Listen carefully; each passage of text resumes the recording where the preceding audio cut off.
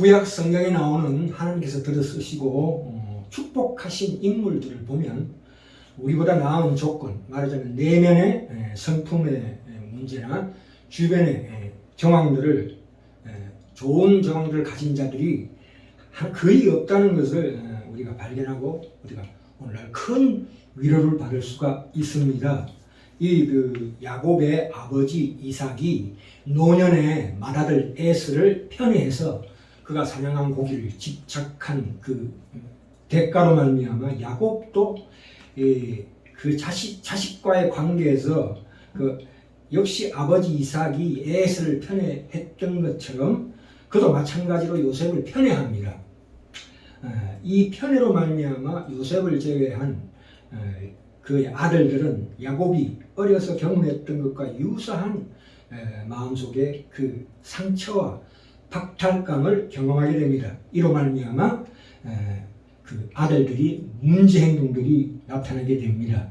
그것은 대를 이어 전수되는 유사한 죄의 정상들이 나타나는 거죠. 그 옛 성품을 우리가 발견합니다. 대를 이어 전수되는 그 가정의 역기능적 관계에 질긴 그 옛사람의 성품의 생명력을 우리가 발견하게 됩니다. 특히나 야곱의 그 가계에서 일어나는 이런 것들은 서로가 서로에게 어떤 두려움과 불안, 거짓과 속임수, 편애와 집착, 질투와 경쟁 등으로 분류해서 우리가 설명합니다. 그런데 이 모든 것들이 결국은 그 뒷면에서 현재 그 상황을 허락하신 하나님의 뜻과 계획을 봐야 합니다. 하나님께서 그것을 다 허용하셨다 이 말입니다. 이 오늘 제목대로 레위기는 어떤 사람이냐 하면 참으로 잔인한 사람입니다. 왜냐하면 창세기 34장에서 디나로 인한 사건에 의해서 사람들을 죽이고 속인 그 공격성과 폭력성이 잔인한 그런 성품의 소유자입니다.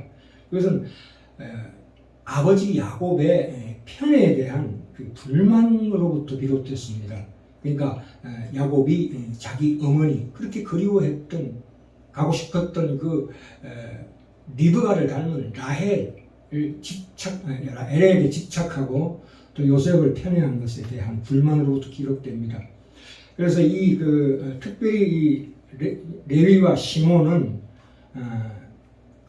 요셉을 죽이려고 할 때에 최고로 선두에 선 자들입니다. 구덩이에 한번 죽이자 이렇게 얘기했던 것이 시몬과 레위임이 분명합니다. 37장 보시면 창세기 37장 보시면 요셉이 노년에 낳은 아들이기 때문에 야곱이 특별히 긴 소매옷, 그러니까 채색 옷을 입혀가지고 다른 형제들을 관리하게 합니다. 그런데 얘가 한술 더 떠서 꿈을 꿉니다. 그렇죠? 밭에서 곡식을 묶었는데 형들의 단이 내 단에게 절하더이다. 그리고 또 한 꿈을 꿨더니 해와 달과 11별이 내게 절하더이다. 그때부터 그 형들은 그 마음속에 시기하는 마음이 있었다고 봅니다. 그죠? 그리고 죽이려고 했던 마음이 있었습니다. 그죠? 자, 우리가 봅시다. 우리는 이 구원은 하나님의 전적인 은총이지만 이 기업은 싸워서 이긴 만큼 얻게 되는 겁니다. 그러니까 이 유다는 왕권으로서의 혈연이로 연결된다고 전에 말씀드렸습니다. 유다. 근데 레위는 제사장권으로서의 그 혈연으로 이어지게 됩니다. 그 대표자는 모세와 아론입니다. 그래서 모세는 다른 직분이 있기 때문에 제외하고 아론을 대제사장으로 임명해서 그 계보가 오늘까지 이어지거든요. 그래서 이 이스라엘 백성들을 하나님께서는 제사장 나라로 택하셨는데도 불구하고 그들이 순종치 아니함으로 말미암아 레위 지파에게 모아지게 됩니다. 이 제사장권이. 이 제사장이란 게 뭐냐 하면 예를 들면 경찰이 4년제 경찰대학을 졸업하고 제복을 입고 나가서 이제 나갔을 때 그 권세를 사람들이 인정해 주잖아요. 차가 지나갈 때 스톱 하면 딱 섭니다. 왜냐하면 그 권세 때문에. 근데 누군가가 경찰대학을 다니지 않고 경찰 제복을 빌려 입고 왔을 때, 차를 세웠을 때 그것은 아무 의미가 없어요. 왜냐하면 법규를 공부 안 했잖아요. 법규를 모르는 가운데서 옷만 갈아입고 어떡합니까? 그 권세라는 것은 형상의 받침이 되어야 권세가 나타나는 거거든요. 그렇죠? 그래서 이 제사장이라는 것은 쉽게 얘기해서 내리사랑이에요. 부모가 자녀들에 대한 사랑, 그 희생적인 사랑을 얘기하는 거예요. 그래서 예수님은 태어날 때부터 하나님으로 태어나셨기 때문에 그 속에 그 사랑이 충만하신 분이셨어요. 제사장으로 태어나셨다 이 말입니다. 아예 태어나실 때부터. 그리고 예수님께서 요단강 세례를 받으시고 왕으로서의 하나님께서 옷입혀 주셔서 왕 같은 제사장으로 우리를 위해서 이 나중에 신약 시대 가면 제사장과 왕이 하나가 됩니다. 예수 안에서. 그래서 그 히브리서에 나와 있습니다. 히브리서 보시면 4장부터 거의 12장까지가 다 대제사장 대신 예수 그리스도에 대해서 얘기하고 있습니다. 특별히 히브리서 7장 1절부터 2절에 보시면 멜기세덱이 나옵니다. 왕 같은 제사장이라고요. 그래서 이 혈연으로 연결되는 겁니다. 그래서 이 레위에게 이런 엄청난 복을 허락하셨습니다. 오늘 말씀을 한번 볼까요? 창세기 49장에 보시면 오늘 분명히 여기에는 야곱이 시몬과 레위는 형제요 그들이 칼은 잔해하는 기계로다. 그들이 그 분노대로 사람을 죽이고 혈기대로 소위 발목 힘줄을 끊었음이로다. 그 노염이 혹독하니 저주를 받을 것이요 분기가 맹렬하니 저주를 받을 것이라 이렇게 나와 있죠. 그 뒤에 뭐라고 나옵니까? 또 내가 그들을 야곱 중에서 나누며 이스라엘 중에서 흩어리로다. 이 레위가 나중에 레위 집파 사람들이 나중에 자기 분깃을 못 받습니다. 땅을 못 받습니다. 그러나 그들은 더욱더 더 큰 축복을 받습니다. 하나님이 기업이 됩니다.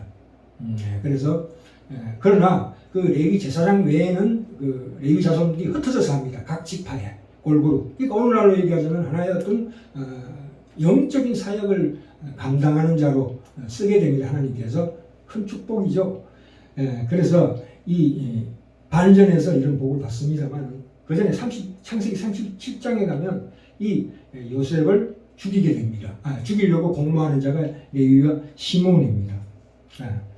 그런데 이 야곱의 유언에서는 이렇게 저주를 받았습니다. 한마디로. 이제 신명기로 가볼까요? 신명기 33장에 가볼까요?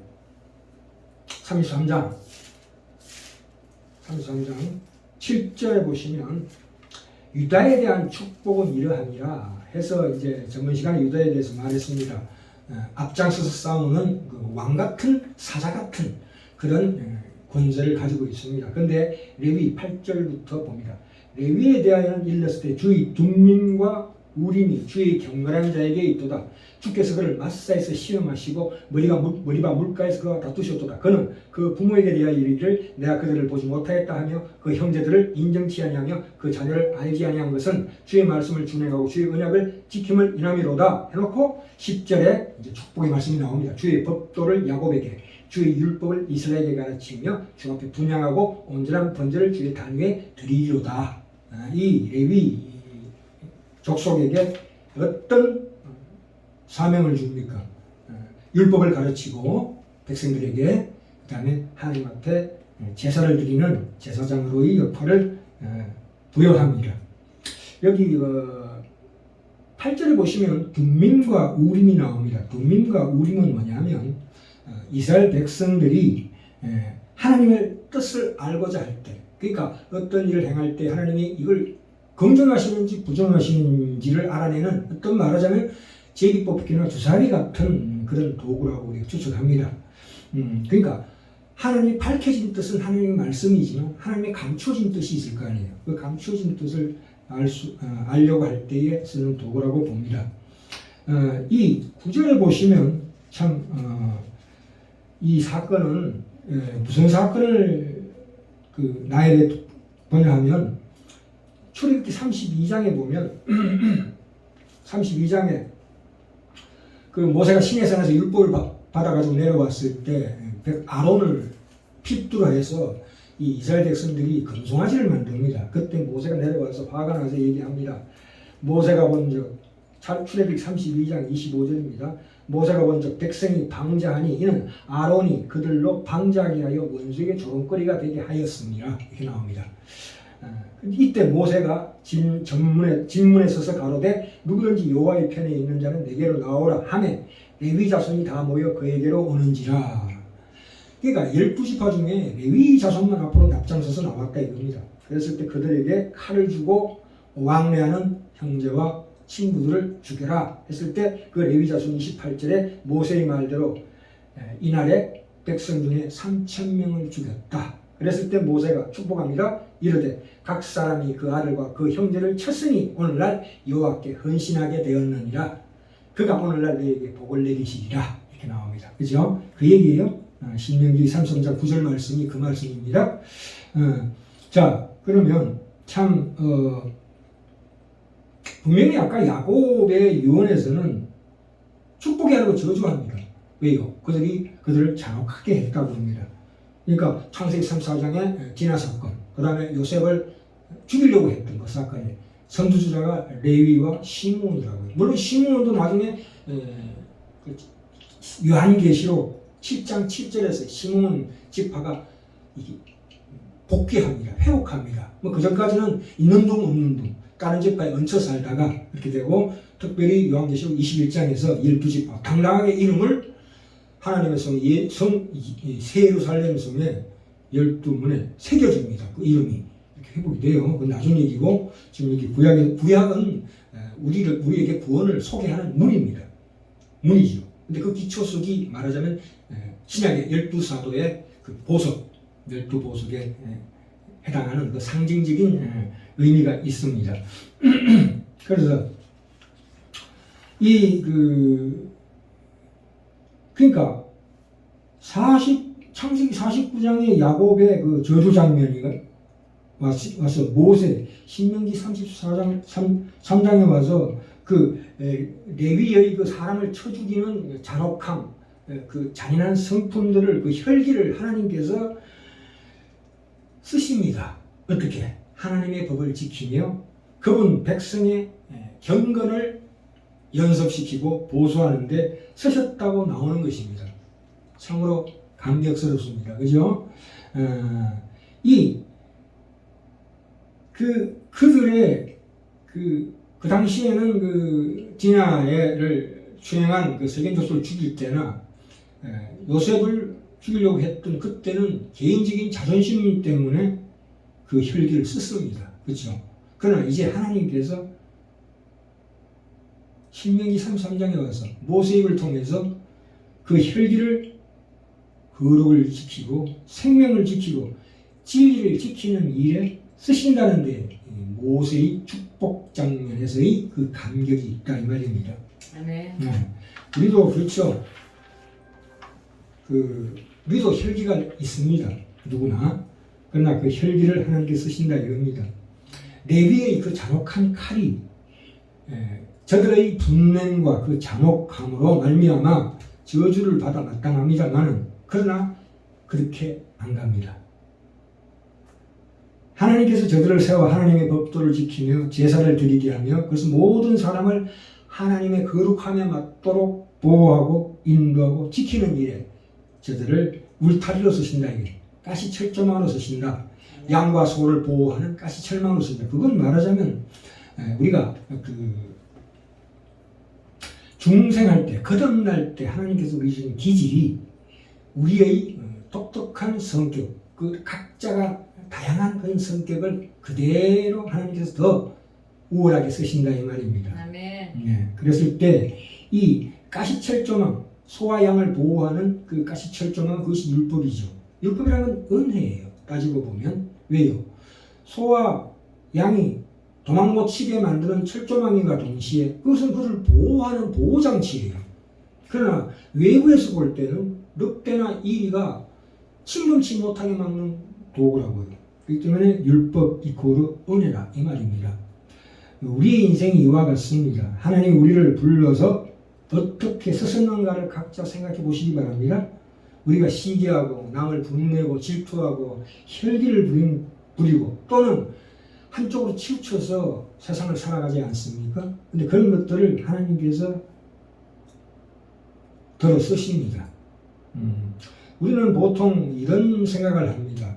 하나님의 큰 은혜를 받아서 이 자리에서 그런 얘기를 많이 하죠. 뭐 성령 충만 받아서 나가 싸우자 이기자 해가지고 뭐 하나로 획일적으로 사람을 하나님의 안에 있는 백성들을 획일적으로 아무 개성 없이 그렇게 쓰신다고 생각하면 참 큰 오산입니다. 하나님께서는 다양하게 그 요한계시록 21장에 보시다시피 12보석처럼 누구는 붉은 루비로 쓰신다고. 저는 붉은색 나는 루비라고 봅니다. 왜냐하면 베드로도 루비예요. 혈기가 왕성하지요. 그러나 깎이고 깎여서 어떻게 됩니까? 붉은 루비로 변화되는 거죠. 네. 이렇게 하나님께서 쓰십니다.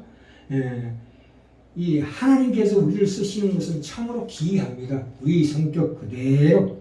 그죠? 그래서 우리는 우리를 통하여 영광 받으시기를 기뻐하시는 하나님은 우리 같은 어린아이의 입을 빌어서 영광 받으시기를 기뻐하시는 하나님이십니다. 아멘. 생긴 대로 내가 가진 그대로 하나님께서 받으시기를 기뻐하십니다. 우리가 지금 구원의 완성이 아직 한참 멀었음에도 불구하고 하나님을 아버지라 부르며 주님을 믿는다고 고백하는 그 순간부터 하나님의 영광을 위하여 내가 어떤 무엇을 하기보다 내가 그 영광을 가리는 쪽이 훨씬 더 많습니다만 하나님은 여전히 우리의 그 시행착오와 실패와 그 특별히 못난 것을 우리가 있는 그대로 하나님께서 쓰십니다. 그것은 우리가 가지고 있는 이런 것들은 하나님께 도움을 주기보다 도리어 손해나는 일이 더 많습니다만 현실적으로. 그러나 하나님은 우리를 자녀라 부르기를 결코 부끄러워하지 않으신 하나님이십니다. 그걸 우리가 기억해야 됩니다.